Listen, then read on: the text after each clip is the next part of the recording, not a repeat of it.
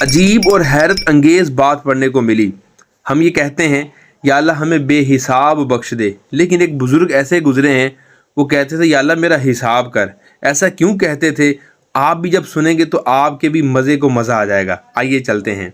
یہ بزرگ ہیں سیدنا ابو یزید بستامی۔ ایک موقع پر فرمایا تمام لوگ حساب سے بھاگتے اور اس سے پہلو تہی کرتے ہیں، جبکہ میں اللہ پاک سے دعا کرتا ہوں کہ میرا حساب فرمائے۔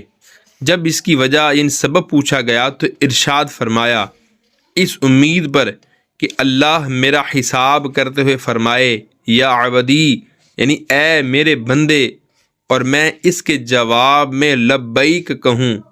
اللہ پاک کا مجھے اپنا بندہ کہنا میرے نزدیک دنیا اور اس میں موجود تمام اشیاء سے زیادہ پسند ہے۔